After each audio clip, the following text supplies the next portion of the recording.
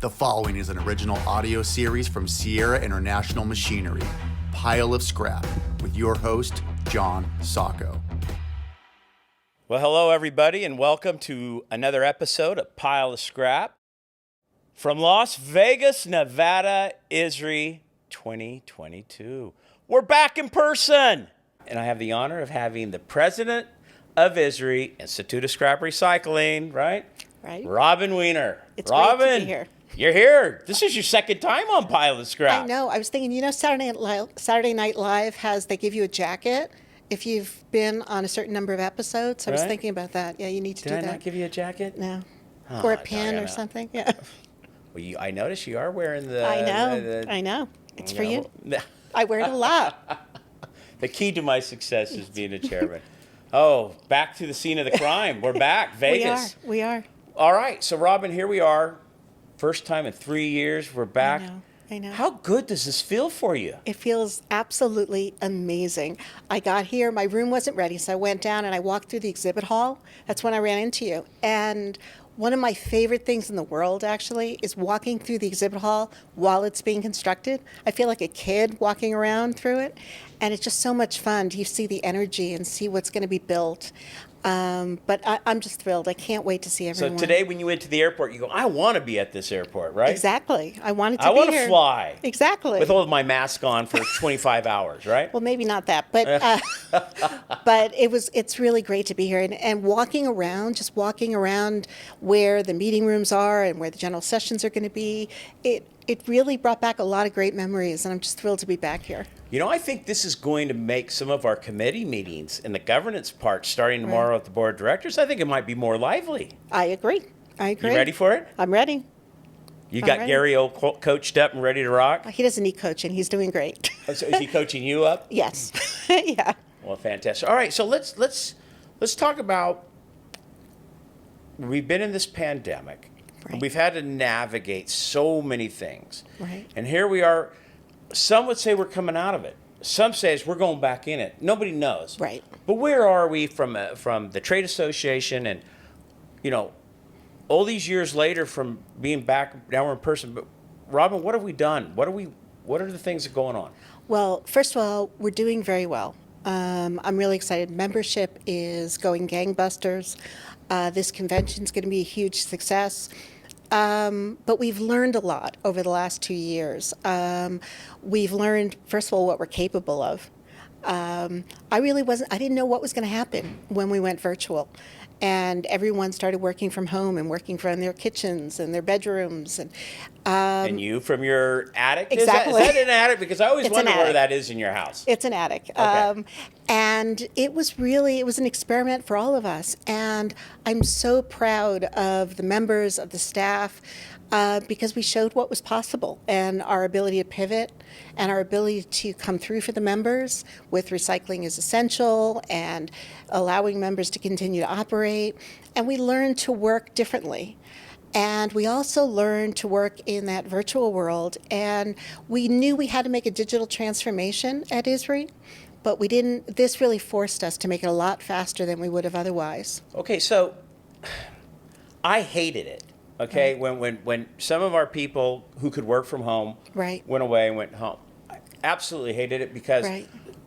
you know, the creativity. I love to be creative, Right. right? And when my head of marketing was at home and this person, it's like, to me, it's the person vibe. So here you are now. How often are you back in the office versus home? About twice a week I'm in the office. All right. In a perfect world, you like it like this, or would you rather be back in the office? What's a perfect world of Robin? I think it's still evolving, actually. I don't think we have the answer yet. No, but for you personally, what's your take? I surprised myself. When this started, when we were hiring people, I would always say, I want them in Washington. I want them in our office. I thought people can't work from home. I was always against it.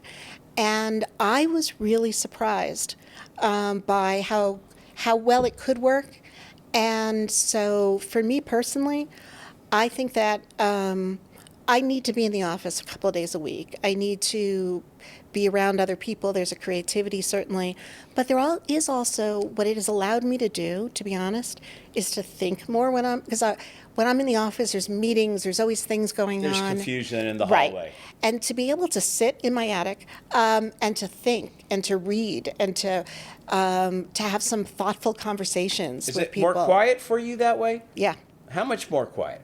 Because, It's I've much been more. trying to call you a couple times to have conversations, which will lead into our next bit. And you've just been jawing them on the phone. right. You're being crazy. Does they're- that lead up to the convention, or is this normal now?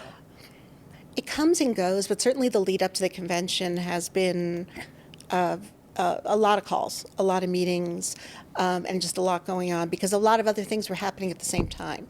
I remember this convention's a month earlier than it normally is, so it's happening a little different in the cycle, and we have a lot of new staff. And so it has taken a bit longer for certain things and certain things that are just second nature. To them or not? Right. So you're having a little bit of training. Right. So this convention, we are going to have a guest speaker, Michael Mizlansky. And having worked with the rebranding committee as a sub-committee task force, if you will, we knew what we wanted to do and change for branding and stuff, but we got stuck on wordsmithing. And Mizlansky, I forgot completely, was when I was chairman here in D.C. in 10 years ago, he gave us some great insights. So tell us a little bit about what's going on and why we're doing it and what you've seen so far. Well, just to remind everyone, back in, was it 2012? Yeah, it was 2012. We were looking for a speaker, and I had heard about Michael Mizlansky. He's a language expert. He's actually an attorney by trade, but he is a specialist in language. And he's actually, you may remember back in the 90s, I think, with the Contract for America, he was involved with that and the reframing of the estate tax as the death tax and just the power of words. He understands how to use words. And so at the 2012 convention, he did a live focus group for us. And which I remember. Yeah, which was fantastic. It was fantastic. And we learned a lot then. And we asked him as part of that to tell us afterwards what he learned. And what he learned was he was telling us things in that memo that we didn't really realize how important they were until several years later, about how the rest of the world was looking at recycling through curbside, through the residential recycling stream, that scrap was a problematic word, that they liked the concept of recycling, but not really the recycling industry. So we had to think about how we were talking about the industry. And at the time, we didn't really focus on, and we didn't do a lot of follow-up. And then, as you know, and all the branding work you were doing, and we realized that, we really have to figure out, how do we break through the noise? So how do we get our messages out? Well, this podcast is going to post tomorrow. And I think we need everybody at this convention in that room because Yes, we they've do. got to understand and hear some of the results that he's come up with. Right. They're fascinating. And because they've done a lot, they've looked at social media. They've used actually artificial intelligence to look at literally hundreds of thousands of messages across all different social media platforms. They've looked at published media. They've looked at all different forum where recycling and the industry have been talked about.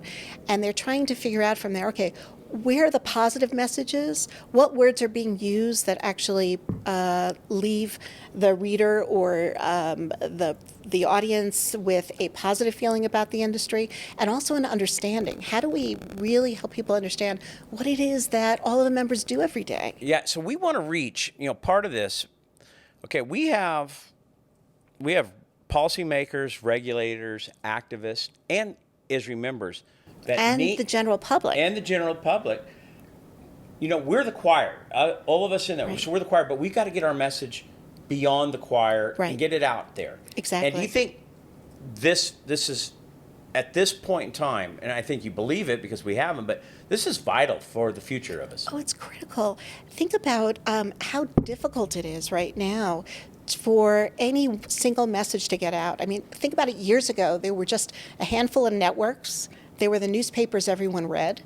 There wasn't social media. Now there's so many different ways to get information out. And also, when you think about the space of recycling, the recycling space is now inhabited by so many more stakeholders than it ever was. Think about the brand owners, think about the manufacturers, think about the policymakers, everyone who everyone who wants to be an environmentalist or use themselves as an environmentalist, they view themselves as the recycler. Well, we're the original recyclers, and yet we have problems still to this day. We're the original environmentalists, Robin. Got to say it every podcast. That as well. And so we have to figure out a way to get our messages out, because right now there's too much noise and we can't cut through it.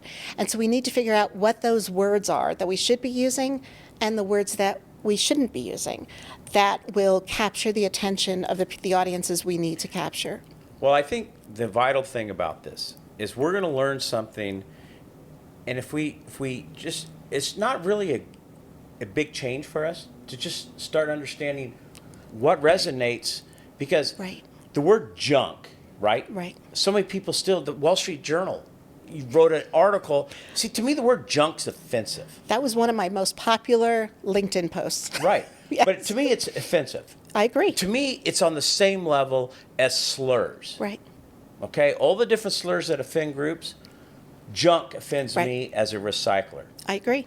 And so I think we've moved past that. So I think Mizlansky's talk, what day is he speaking? He's speaking on Tuesday morning. So anybody who hears this podcast, they need to be in there and listen to this, because this is how we're going to change. Because the way we speak, the way we show our industry, the words we use will definitely change us.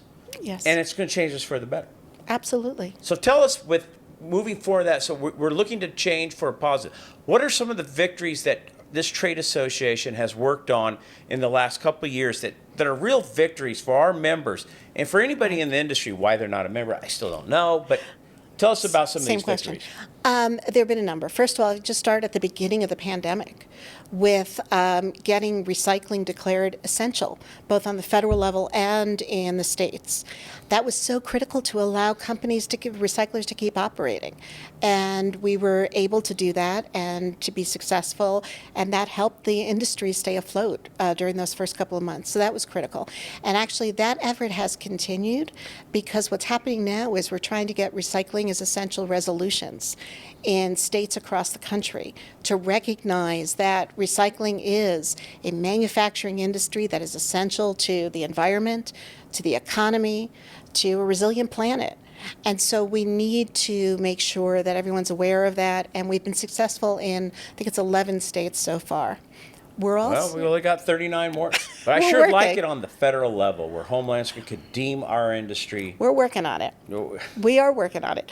And we're also, one of the other, obviously, problems and challenges that members are having has to do with the supply chain and with logistics. And so we have been working for years with the Surface Transportation Board to address a lot of the rail service issues that members have been having. And we were successful in this last year, and I have to call out actually Billy Johnson. Billy Johnson is Israel's chief lobbyist. He's been with us for 17 years. He's phenomenal.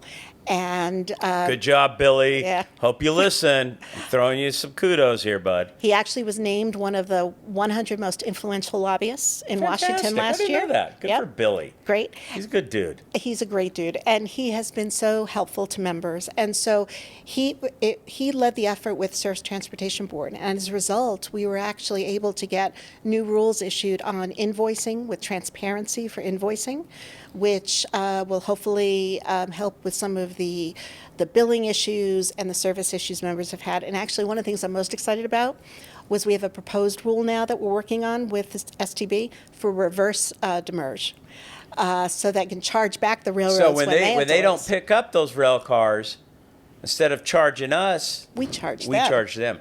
So Well, that'll be a game changer. Yeah, and it's going to take some time, but we're working on that. There is a proposal out right now, so we're hoping to see some progress on that. We're also looking at the ocean freight issue. So through work with members, ISRI members, we're really active even during COVID, when Congress was not having face-to-face meetings. We still aren't having a lot, but we had a virtual fly-in, and as a result of that helped create some energy to get the Ocean Reform Shipping Act. It's interesting. moved. DC is a bubble. Yeah. And because of the pandemic, the mask, no mask, social distancing, we can't meet, we will meet, we won't. And then you get outside of D.C., people have moved on. It seems like D.C. hasn't. Do you see that changing? Because when we can get in front, when we can go back to the EPAs of the world and go back to meet with the Secretary of Transportation and have face-to-face meetings again, don't you think that's going to change for us? Help us? Absolutely. I can't wait till that happens. It has surprised me, actually, with how conservative, actually, from a health perspective, D.C. and a lot of, actually, the East Coast has been, a lot of the major cities, and D.C. is one of the most. Having said that, I'm starting to see now more traffic, more movement, people coming downtown, and I actually saw a petition that actually may be filed, or it may have already been filed, by one of the lobbying groups to try to get actually the Capitol opened again so we could have meetings with our congressmen, because that's been a big challenge for us as well. I don't go political on this podcast. Let's just hope we can open up and get, because I agree. There's a lot of work and a lot of good still that can be done by meeting people so they can see. Zoom is one thing, but man, when you're meeting people and you feel the real needs or the real issues that are faced, that industries face, I think that's far more drives the point home. Well, and that goes to something you were talking about earlier with remote work versus being in the office. One of, I think, the big differences is that trust. To develop trust in relationships, I think you need to have that face-to-face. That's what's missing. If you have especially new people that you're meeting, to meet new people over Zoom is difficult. Right. And to develop the loyalty and the trust that comes with having relationships where you're running into each other in the hallway, it's a lot different. So those are some of the victories. What do you think is the biggest challenges coming up for our industry? There are a number of them. Boy, that doesn't sound so promising. I think that's it for this episode. No, go on, tell us. But certainly one of them is enforcement. We're going to see more enforcement, I think, with this administration. And so one of the things that ISRI does, and we try to do well, is helping members with environmental compliance and with safety. And members have made great strides. We've seen that in safety. Our safety numbers through the... When I was chairman... We were the fourth most, was it deadliest or dangerous industry? What's the word? Let's say dangerous right now. I think it was dangerous. Yeah. We possibly were checking these numbers. We may not even be in the top 10. Right. We may have moved off the list, which is incredible, actually. Well, it shows the commitment. It was a commitment. We were, the leadership way before me as chairman, and you're still the safety, the circle of safety, and the safety slogan, safely and not all. We've done some great work. So now, and we've done a lot of great work environmentally, because I know what we've done in our facility based on my involvement. But we got a lot of work to do. We do. I like to say when we talk about the industry that we represent responsible recycling, because what responsible means is compliance with the environmental laws. It's focus on workplace safety. It's focused on sustainability, and I know that that's an issue that you've been doing a lot more work in lately, and also community involvement, being involved in your community. And that community involvement, when I met with Cheryl Coleman, Cheryl was telling us about how companies really need to be more involved with their community, from recruiting to put themselves out there. And I went back from that meeting this past summer in D.C., and within 3 weeks, we had hired a community relations coordinator. Right. And it's huge. It was like when we hired the safety director, okay? Right. My brother, when we did it, it was like, gotta have safety. So when I go to him, Philip, we need a community relations coordinator. He took the analogy from safety and says, this is what we have to do right now. And I said, absolutely. So we as a company, Sierra, in our community, helping teachers with supplies. We've done cleanups, and we're more involved. And when you get more involved, we recruit more people. Right, exactly. It helps with workforce. And, when I think about one of the biggest transformations I've seen in the industry since I started plus years ago. That long? I know. I thought it isn't was 3 weeks ago, Yes, Robin. yeah, right. I was 5. But anyway, when I started, the industry's stance was to hide. That we didn't really talk, we didn't want anyone to know what we were doing. It was fine to just continue what we were doing, what the industry was doing. I didn't want to bring attention to ourselves and thought that was the right way to do business. And now I think there's a greater recognition of the importance of engaging with the community. And what's so interesting to me is that so many companies were doing this in their own ways for years, but not talking about it and sharing it. But it is important to share it. Let me know. I want to know when companies are doing this. Well, listen. I feel we're attacking it at Sierra head on, pull our head out of the sand. You know, I've used in a slogan, no grit, no green. That means if you don't have people getting a little bit dirty, we're not going to have a green planet. Right. Recycling isn't necessarily the most glamorous. It's not sexy. Oh, the word recycle. Oh, I put my cans. But industrial recycling requires people getting their hands dirty. Right. But without that, we don't have a green planet. Right. And and that's why I don't like the fact that so many hide. And you being a proponent of we're no longer going to hide. We're going to be out there in front. Right. I love it. And that goes back to also Mizlansky. I mean, that's why this is the perfect time to be doing that work.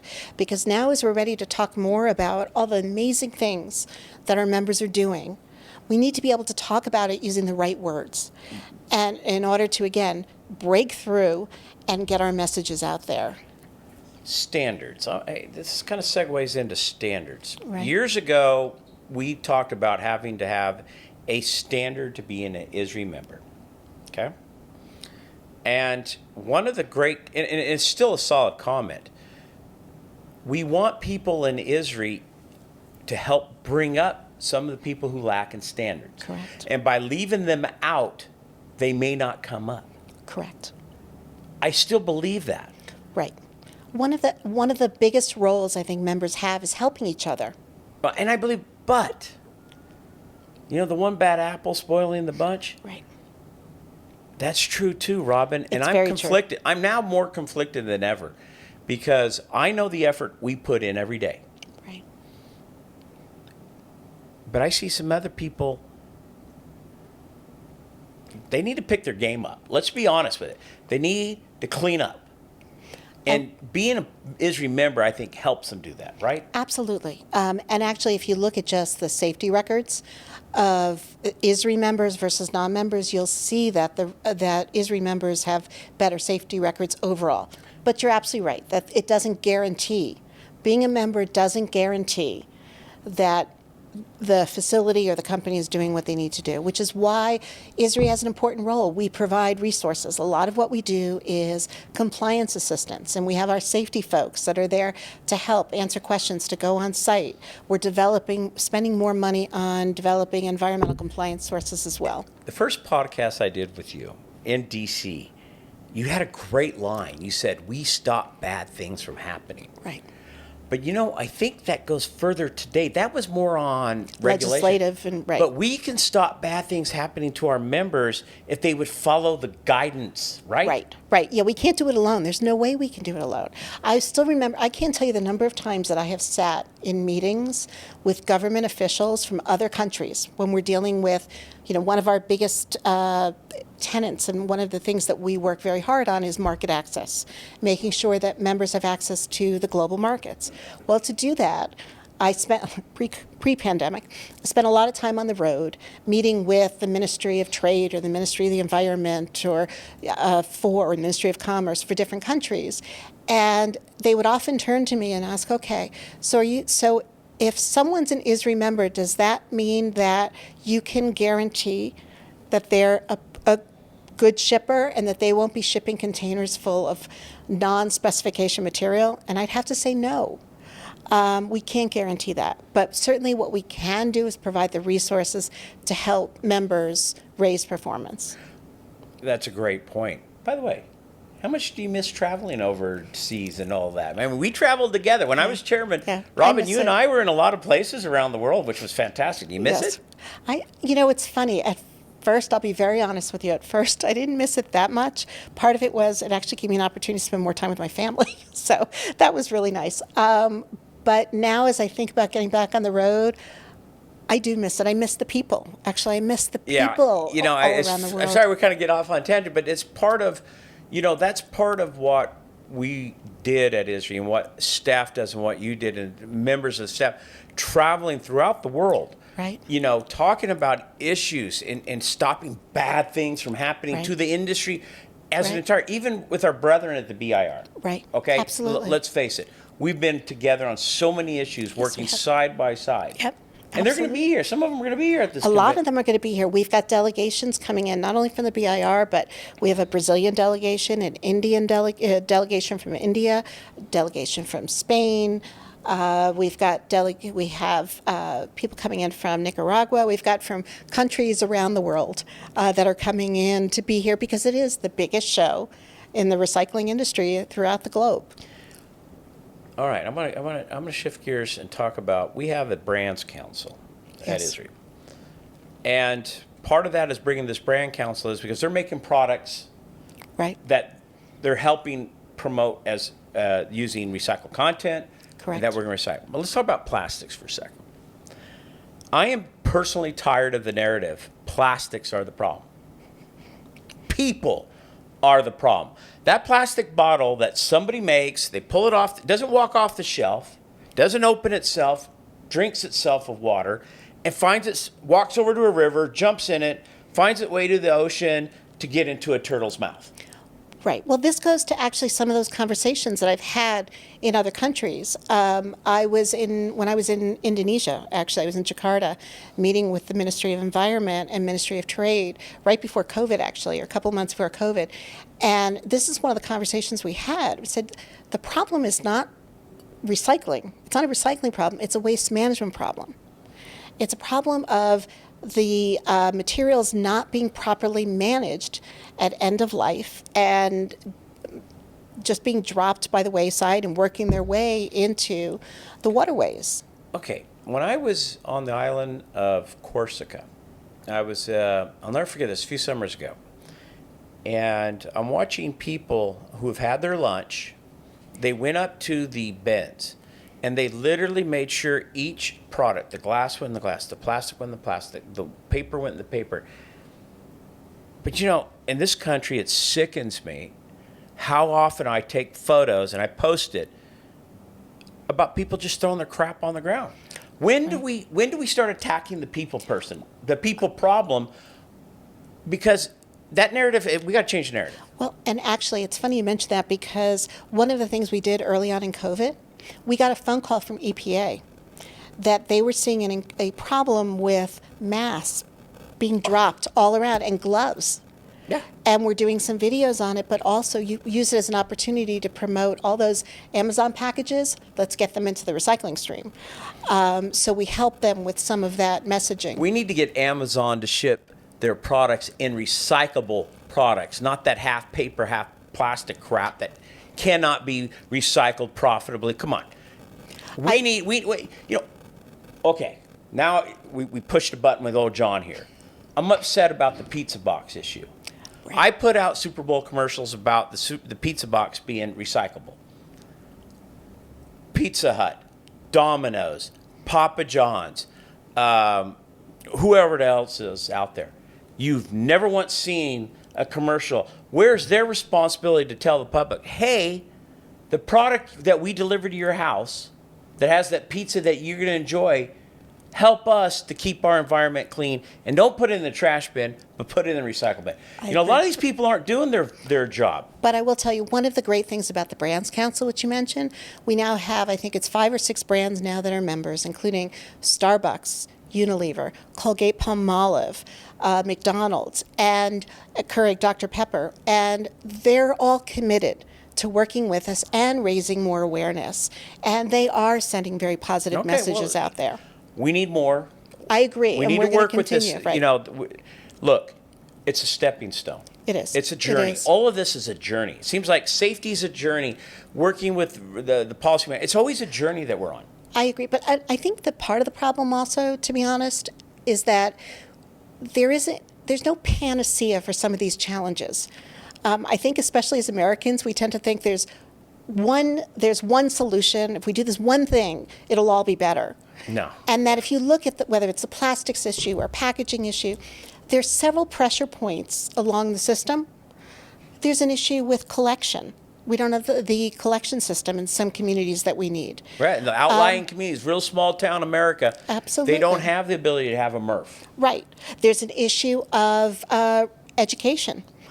I say this all the time. I've said this actually in congressional testimony. There are times I've stood in my own kitchen and looked at a box and had no idea whether or not I should put it in the recycling bin or in the trash can. Well, you know the saying, when in doubt, throw it out. Exactly. And I do follow that, and all my kids know it. But see, that's the problem, because so much of the stuff, right. the pizza box, it gets thrown out. But that's in enough. Moscow, Idaho, Right. they don't allow the pizza box in their recycling facilities. Well, and that's another challenge in this, is that every community has their own system, and they have their own collection criteria, and they may ship to a paper mill that, for all I know, may not handle it. So it is very regional or very local. But Pratt and West Rock, right, they're all promoting it. They're promoting it, but and they can handle it. There's no doubt. well, yeah. okay, but They can handle this it. is the beauty of this trade association. There's such a journey we're on, Right, and the more people that get involved, right, the louder the message, right, and the good things that can happen right. is going to get out there. Absolutely. And, you asked about challenges earlier. And this has really been also a fascinating journey the last few years for me because, the first 20 years or so, it is 25 years, the focus has been on the industrial and the commercial stream. When, in the last 5 years or so, there's been much more focus on that residential stream. And even though the residential stream is less than 20% by volume, it's what everyone pays attention to. That is correct. And so that's where all the noise is. And the number of players in that space is tremendous. And that's the huge challenge for us. Because if there's an issue in the industrial commercial, we can have a conversation with the steel mills.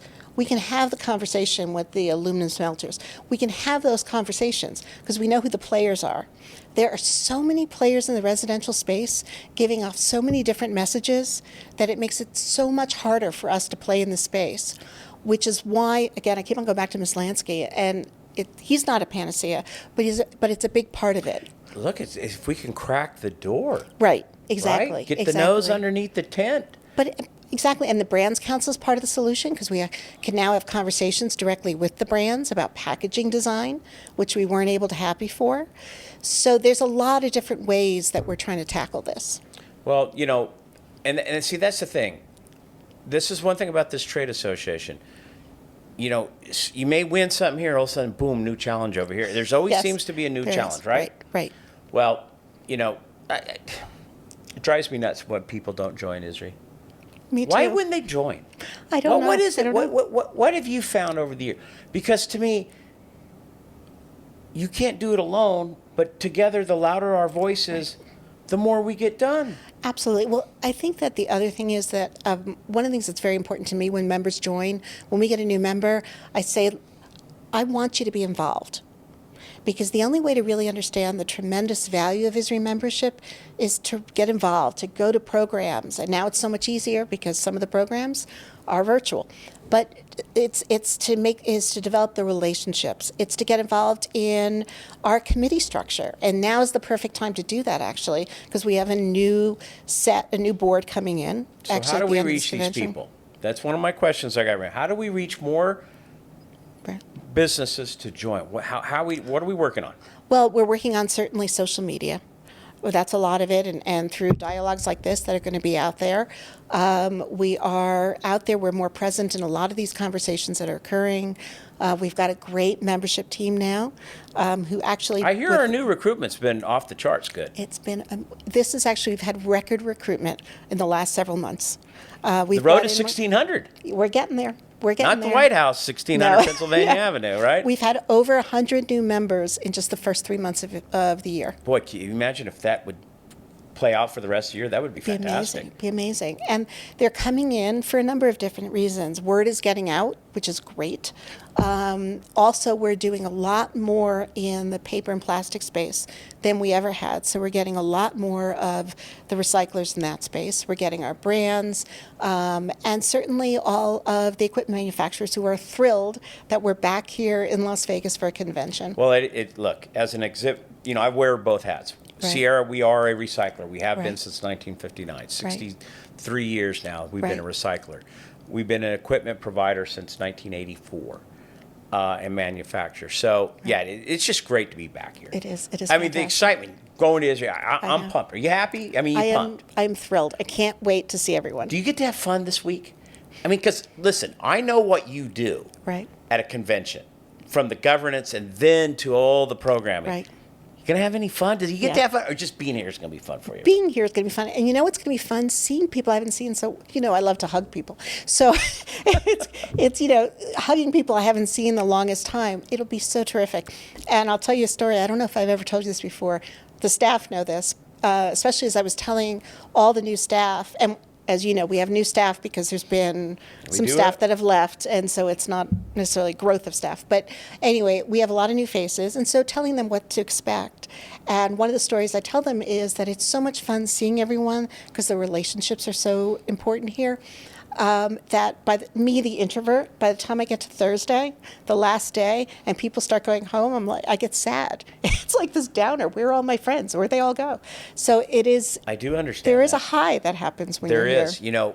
I was talking to Bruce Blue, and we were talking about L.A. when we had the convention in L.A. when I was chairman. And after that last day's programming ended, we were walking back, and there's that melancholy feel to it because it's like, where'd everyone go? It's over. Right. But what a great time. Well, I want to wish you the very best this week. Thank you. You too. Oh, it's going to be awesome. Yeah, I know it's going to be awesome. Right. But you know what? We got an election coming up. We do. Neil Bice, And Joel Littman. Right. Isri wins either way. Absolutely. They're both terrific. Yeah. This big election. I mean, this is going to be fun to see. Yep. Are we doing it virtually too? Can people vote virtually or not? Or do you have to be here? We did end up allowing board members to vote virtually if they can't be here on Thursday, but they had to register in advance. Did they? Yes. We had a couple. We had just a handful. Most are going to be here all week. Well, stand by. If you're a board director and you got to vote, stay here the whole time. Absolutely. What the heck? Enjoy Vegas. You get out. Yeah. You finally get to get out. Do some great networking, learn a lot in all our workshops. It'll be great. Robin, thank you for joining me today. Thank you. From the lovely suite of Yes. Gary and Deborah's room. It's amazing. Oh, isn't it great? Yeah. That's one of the perks of being a chairman. Yes. Everybody should want to be an officer. Yeah. Just to have a room like this. Right. But it's awesome. Thank you for your time. Thank you. Thank you for your continued leadership at ISRI and navigating us through an unbelievable time and navigating us into the future. It's always great to see you, always great to be with you. I love Thank you this. so much for being here. Thank you. I love this industry, so thank you. And I Thank love you. it too. Thank And you. that's it for another episode of Pile of Scrap from Las Vegas at ISRI 2022. Come join us. It's going to be a blast, and you're going to have fun seeing your friends. And what the hell, it's going to be great. It's going to be That's fantastic. it. That's simple. It's going to be great. It is. That's it. This has been a Sierra International Machinery original audio series. Thanks for listening. Please share this podcast and make sure to subscribe.